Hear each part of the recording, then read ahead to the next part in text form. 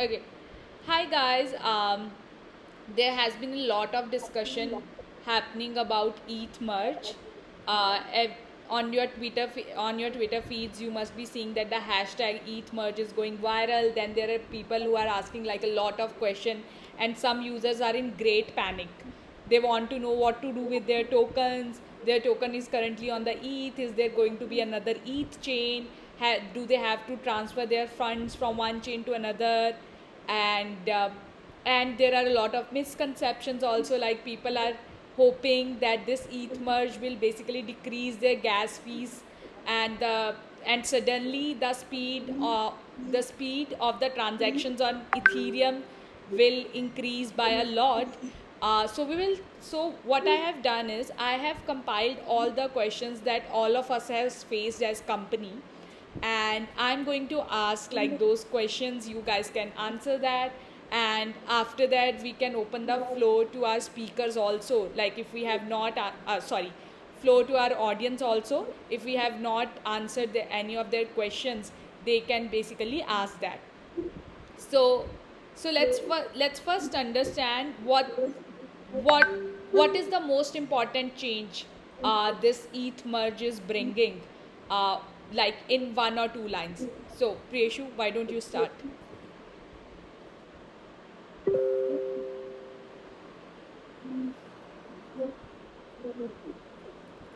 Priyeshu, I can't hear you. I don't know. Can Can you? Can you? Yeah. Good.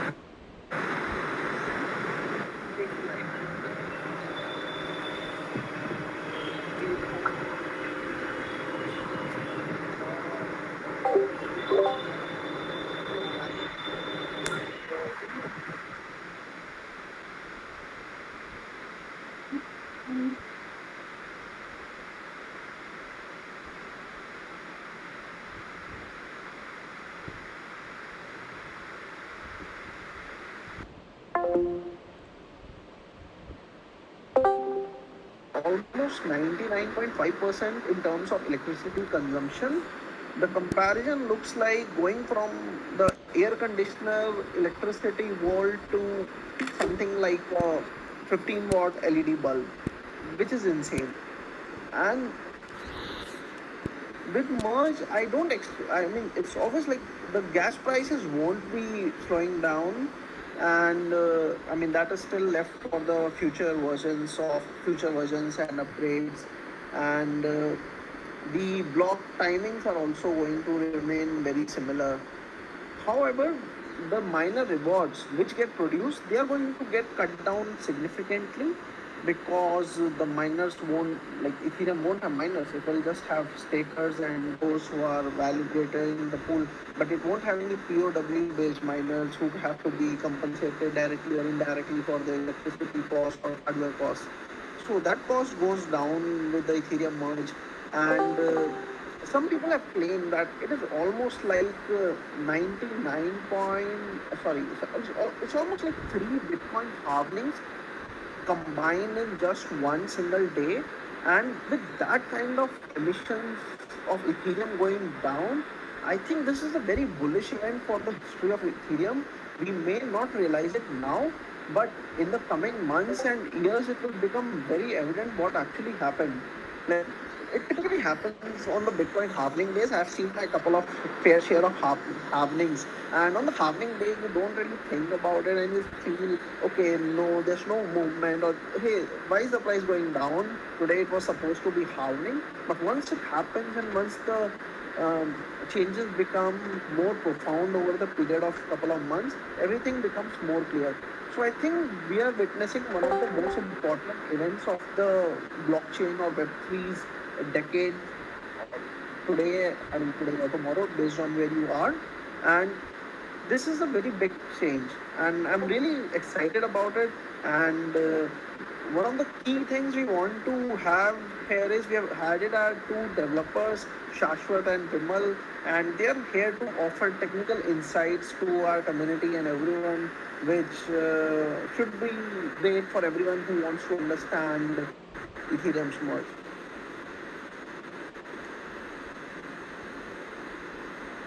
Yeah, before we move into the technical aspect, I just have one question. Uh, what as a user I should do like to prepare for this merge? As a user, I would suggest don't do anything if you don't know what you're doing, because things can get tricky and a lot of attack vectors are going to surface. Typically, like replay attack vectors, some people love chaos and they might just replay your POS transactions on the POW chain, and you might just end up losing your assets. And unless you are very sophisticated in technical terms, the best suggestion is to not do anything and just wait for it to play it out on its own. It has been thoroughly tested, and the Ethereum Foundation has been planning it for more than 5 years now, and there has been significant technical and research work already done for this. So I would suggest that don't get try to get into clever plays. Just hold on, wait for things to cool down, and then do something. Got it. And now have I have like one technical question. Shashwat or Vimal, any of you can take it. So basically, there is an architectural difference on how the blocks were getting added before and after the merge. So can you shed some light on that, like how previously were the blocks were getting created and how the blocks will get created now? Yeah. Hi. So basically, previous on POW, if you see, it's miner prepare a block. They took transaction from mempool. They design a block accordingly and then send it to blockchain by basically doing mining, generating random numbers to basically based on difficulties to accept their block on blockchain.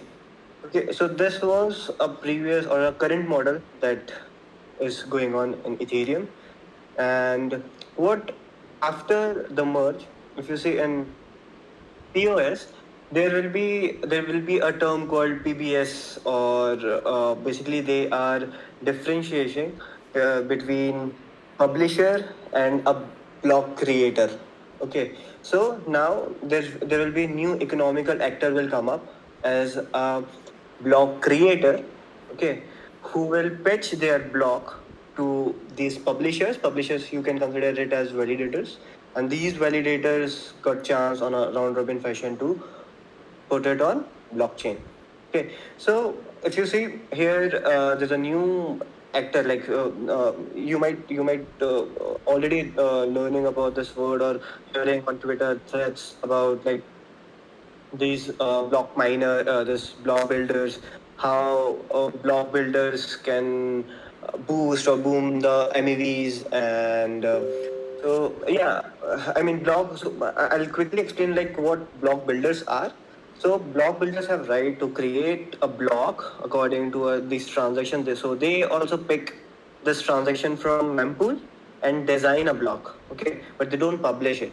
So if you compare with the previous, so it just like they have divided one step into two.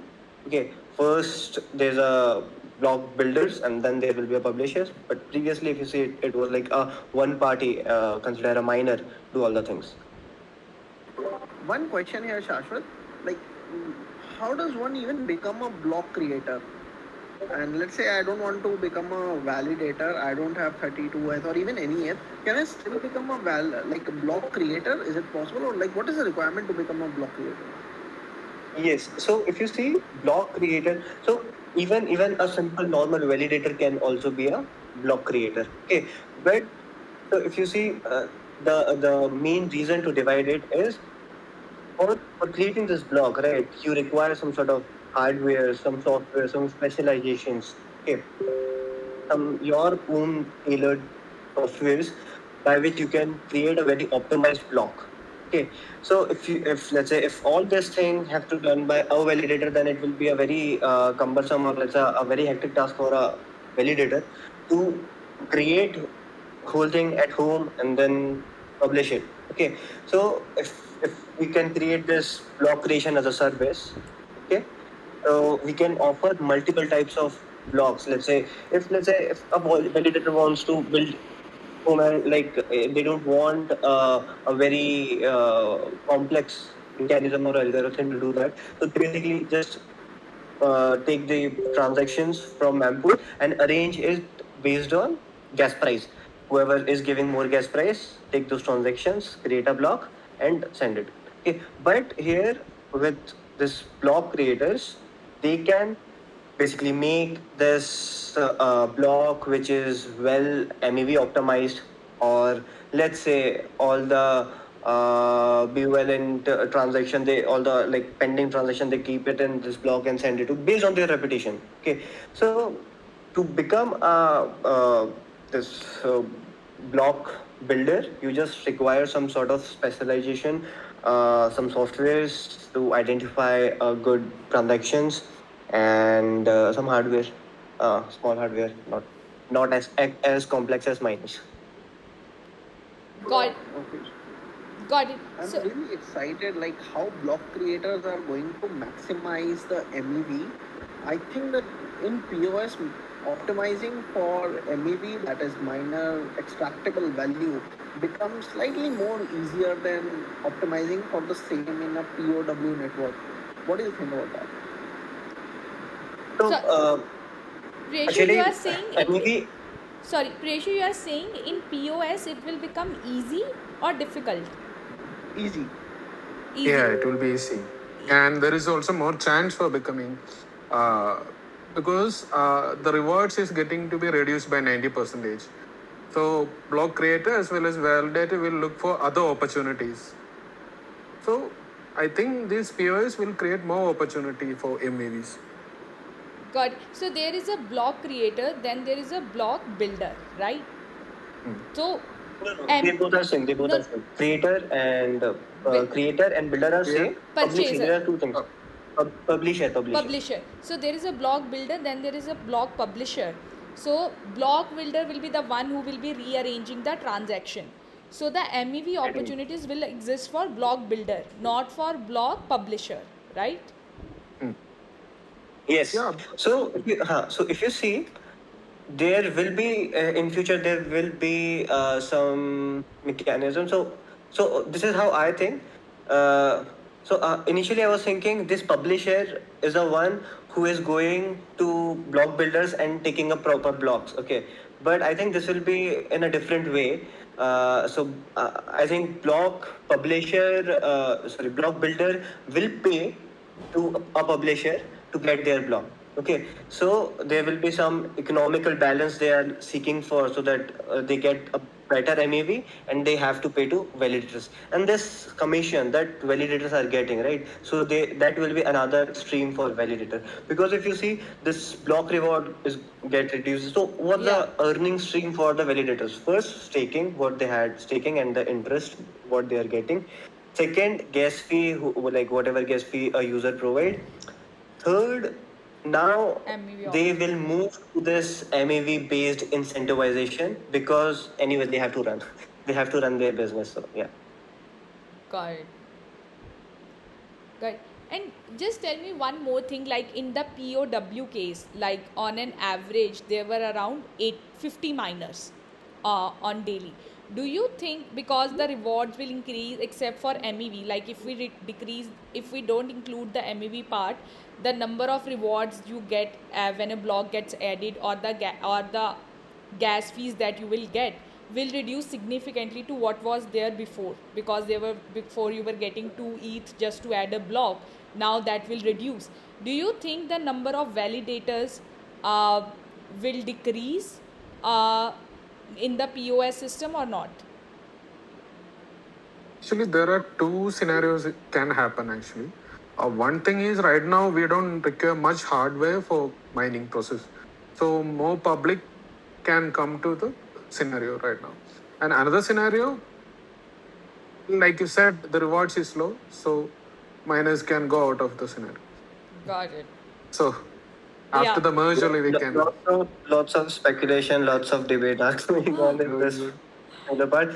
So that's why so recently I've seen some Chinese guys are already started planning for fork, and they are still ETH. considering for POW. So yes, let's see what This is happens. all Would be Ethereum future classic developers. situation once again when Ethereum forked from the DAO because of the DAO hack to Ethereum. Classic.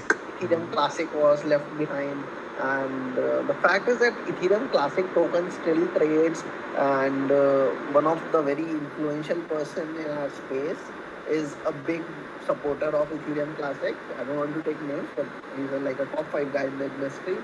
And what's more interesting is that there are some people who actually build things on Ethereum Classic, and but I mean that was like that still made sense, but I mean that was a smaller change if you compare it to this one, because here I expect that a lot of people might be ideologically aligned to Ethereum proof of work, because POS has its own set of issues, and which we will iron out and learn about only in the upcoming years. But I expect that there may be some very strong supporters of Ethereum POW who might refuse to move, and we might just see them building things.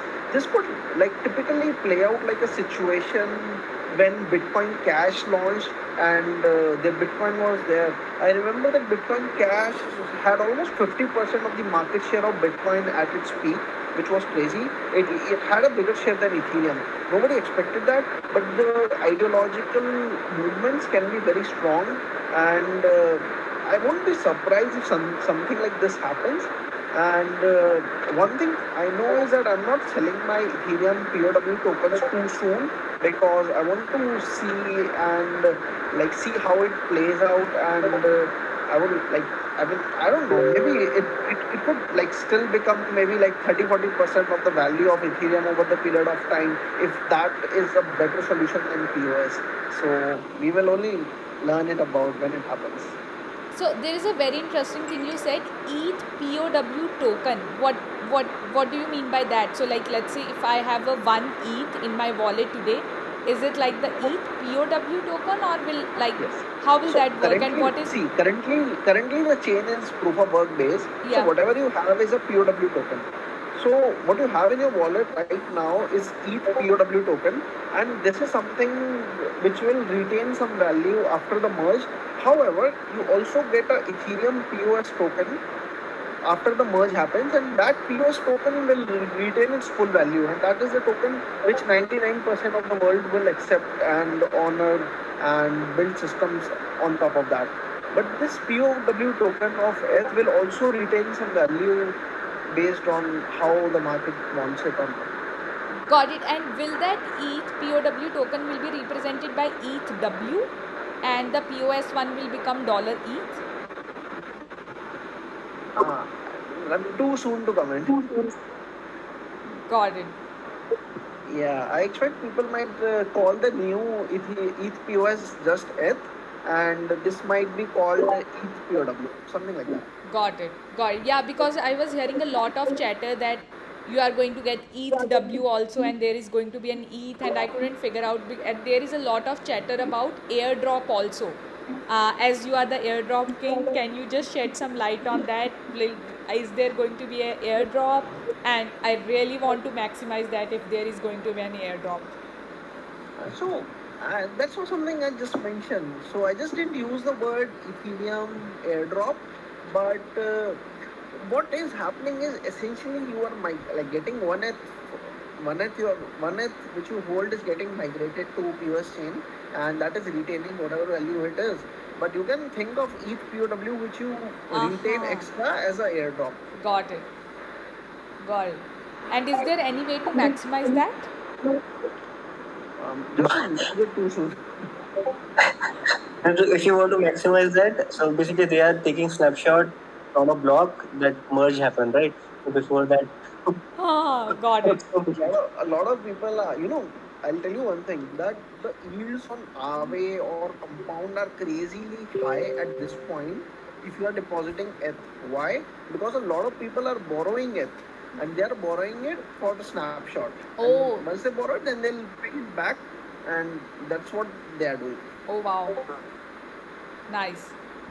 Nice. Yeah, if you guys want to ask any other questions, I actually have one more question. Like, from a tech point of view, right?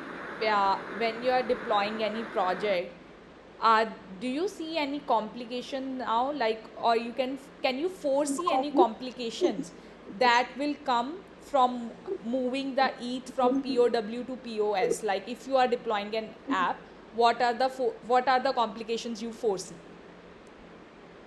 No, I don't think there won't be much change, right, Shashwat?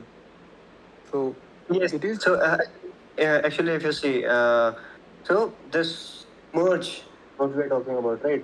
It's just an adoption of beacon chain that is already running from 1.5 years. Okay. So there's nothing else. I mean, the execution layer would be again same. Like whatever funds you have today would be equivalent to what all you have tomorrow also, right? So there will be no change. The major change will be for those projects who are dependent on this execution layer. Consider there are some liquid staking or these type of projects, right? So like who has direct involvement with consensus layer, okay, those projects have to need some change or like they need to upgrade their model. But for other projects like define or router, we used to say, like we don't have any issues. I mean, it will work fine, no issues, because execution layer is same. So on small, I'll go a little bit deeper on this. So earlier, what used to have these miners used to run software. Okay, it has execution layer and consensus layer both together in a bundle. Okay, now and there are multiple providers who give the like Netherman, Ether. Prism. So there are multiple types of providers who were there. Okay, but now a validator needs to run two sets of softwares. First, execution that is already which is present, and second, consensus. Okay, so there will be other open source or other providers who used to give this consensus softwares or this execution software. Okay, so still the things are same as it is. There's a full abstraction whatever happening underneath. Okay, so there's consensus, only the changes is happening on the consensus there, nothing else. So what could go wrong if this software that they are getting, if they have some bug? But I think it's a very rare case because they are also testing it from so long. But let's say on a like these chance if they have some bug in that, so that might create some issue. Otherwise, nothing else. Got it. Interesting. Do you guys have, like, these are all the questions I could think of that people have asked me or I have seen on Twitter, but if you guys have any other questions, we can discuss that also.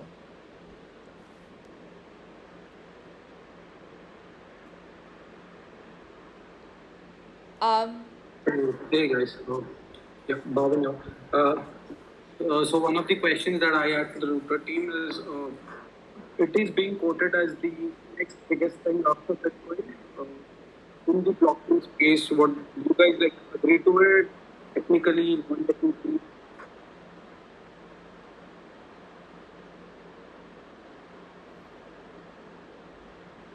Bhavan, can you please repeat? I think I lost your voice for.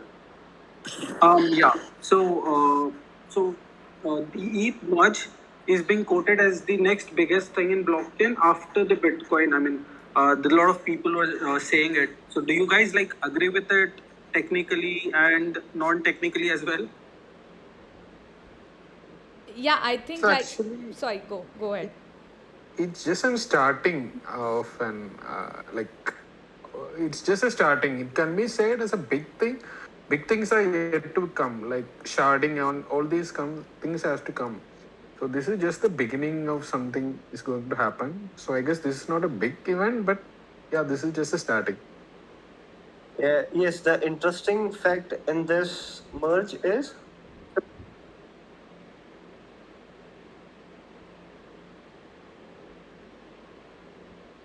So the interesting fact about this merge is, so what is happening is we are not stopping the chain, okay, but we are on runtime. We are changing this consensus layer, okay. So this is very interesting to see, and like this each foundation and team are working for this from so long, because there should not be a stop, because there's no kill switch or something like that. You can stop the chain and do stuff and then again start it cannot be possible.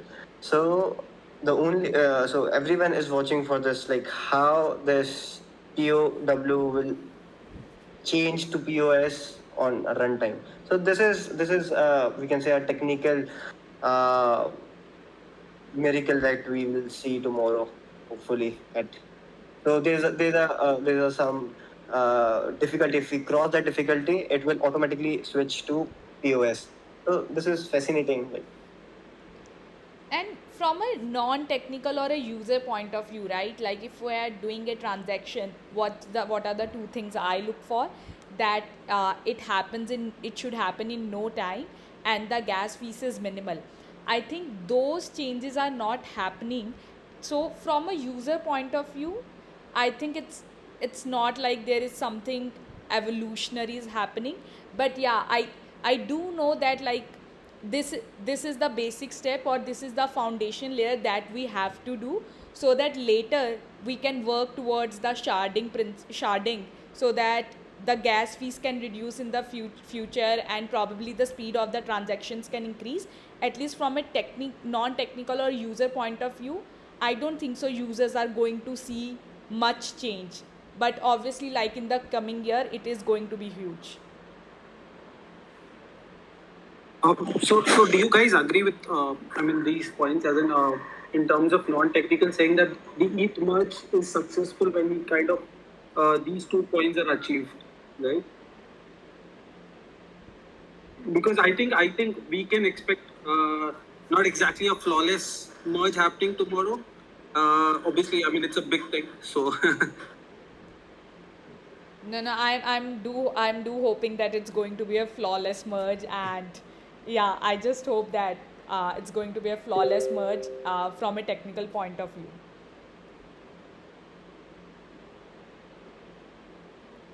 thank you guys. Uh, okay, guys, I'll just quickly ask like one or two questions from all of you. Just answer. It's like faltu questions. It's not frequently asked questions. These are like faltu questions, uh, which uh, in addition to Ethereum, which is your like which layer are which L1 chain you are rooting most for. You can't say Ethereum. Shashwat, go first. near. Preshu, Cosmos? Vimal. Yeah, I will take Polka. Oh, nice. Everyone has like different answers. Um, You? I was like immutable X, but yeah, I think you guys have more knowledge. So obviously, like I'm like the answers you gave must be the bigger chains. Um, yeah, I think I don't think so we have any more questions to discuss. uh, so after watching video, if anyone has any question, please feel free to ping us or comment, and we will answer that. And good luck guys for the ETH merge. Very excited. Thank you. Thank you. Bye bye. Bye Thank you. everyone. Bye. Bye bye. Bye bye.